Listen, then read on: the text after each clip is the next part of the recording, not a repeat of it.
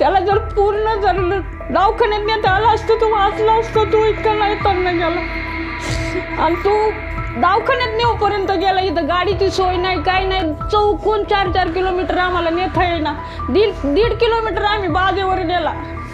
कसा नेला आम्हालाच माहिती आहे. तो इकडं आमच्याकडे आमदार नाही, खासदार नाही, कोणते सदस्य नाही, कोणी पाहणी करायला सुद्धा नाही आलं, काही यांना भेट द्यायला सुद्धा नाही आलं. आम्हाला हे एवढं दुःख झालंय, मग कशामुळं झालंय, काय झालंय हे विचारायला सुद्धा कोणी आले नाही. ग्रामपंचायतचे सदस्य नाही, सरपंच नाही, कोणी सुद्धा आलेलं नाहीये.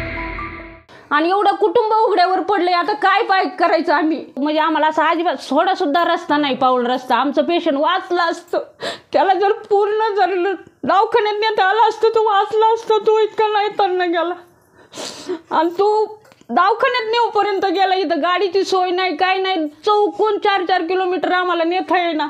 दीड किलोमीटर आम्ही बाजेवर नेला.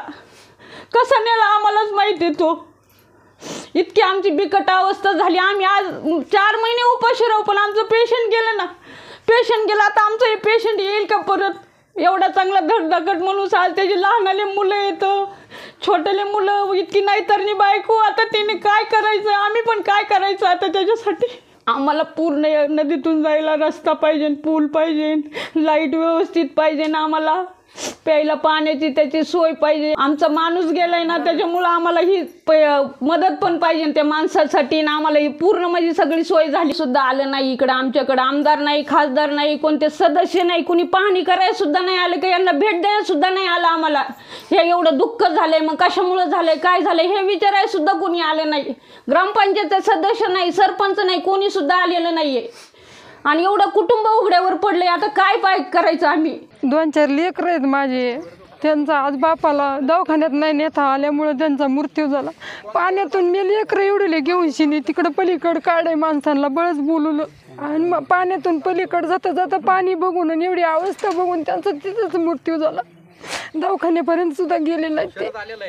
मग आम्ही तरी काय करा आता? लेकरांना मी कसं जगायचं आणि कसं काय करायचं?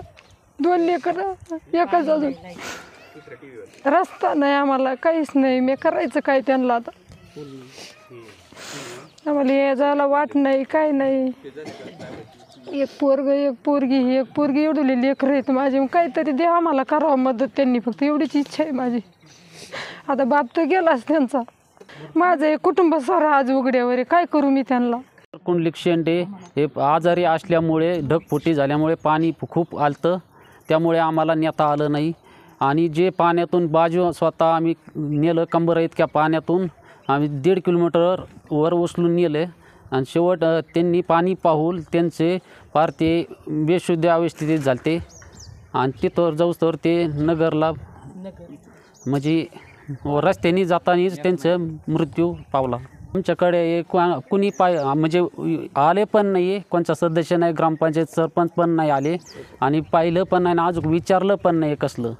मी कळवलं होतं आमदार साहेबांना, पण त्यांनी जे फोनवरून बोलले फक्त, पण ते अजून गाठ भेट घेतली पण नाही आहे. आणि बरं आहे का विचारलं? या ठिकाणी 50, 60, 70 वर्षामध्ये सुद्धा इतका पाऊस कधीच झालेला नव्हता. एवढा पाऊस झाल्यामुळे व अचानक नदीला प्रचंड पूर आल्यामुळे आज आपण नदीपात्रात आहेत. नदीपात्रापासून जवळजवळ 300 फूट इकडं पाणी गेलेलं होतं आणि 300 फूट तिकडं. इतकं प्रचंड महापूर या ठिकाणी आलेला होता. त्यामुळं शेतकऱ्यांच्या शेतजमीन अक्षरशः खरडून गेलेल्या आहेत. आता हे आपण जर पाहिलं तर नदी काठच्या ज्या विहिरी आहेत त्या अक्षरशः बुजलेल्या आहेत. पीक अक्षरशः वाहून गेलेलं आहे. आणि या ठिकाणी या नदीच्या पलीकडं जो आहे शंकर शेंडे आणि जवळजवळ 20-25 घरांची वस्ती आहे. त्यांचा संपर्क संपूर्ण तुटलेला होता. त्यांना काय अलीकडे येता येत नव्हतं किंवा कोणत्याच बाजूने जाता येत नव्हतं. आणि म्हणून दवाखान्यात आजारी पडला. दवाखान्यात वेळेवर न गेल्यामुळे अक्षरशः पाणी वसरल्यानंतर 3-4 दिवसानंतर त्याला बाजेवर टाकून 1.5 किलोमीटरपर्यंत या ठिकाणी आणलं गेलं. परंतु दवाखान्यामध्ये सुद्धा त्याला जाता आलं नाही. त्याच्या अगोदरच दुर्दैवी त्याचं निधन झालं. तर या संदर्भामध्ये तलाठी भाऊसाहेब यांना आम्ही फोन केला आणि त्यांना सांगितलं की साहेब तुम्ही या ठिकाणची परिस्थिती पहा, या ठिकाणी पंचनामे करा. परंतु त्यांनी उत्तर असं दिलं की ह्या पुराच्या पाण्यामुळे काय पलीकडे जाता येत नाही, पाणी थोडं कमी झाल्यानंतर आम्ही येऊ आणि पंचनामे करू, अशा प्रकारचं त्यांनी आश्वस्त आम्हाला केलेलं आहे.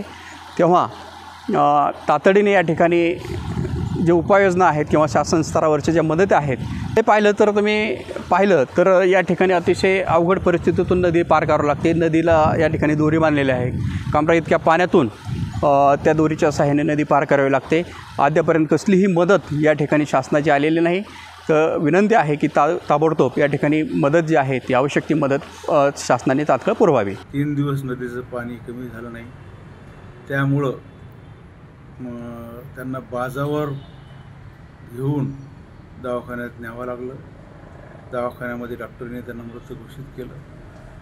वेळेवर उपचार झाले नाहीत ही दुर्दैवी गोष्ट आहे. खरं म्हणजे या ठिकाणी पुलाची आवश्यकता आहे. शासनाने याची दखल घ्यावी, ताबडतोब पूल करावा, मयत व्यक्तीला आर्थिक सहकार्य करावं, अशा प्रकारची मी विनंती करतो.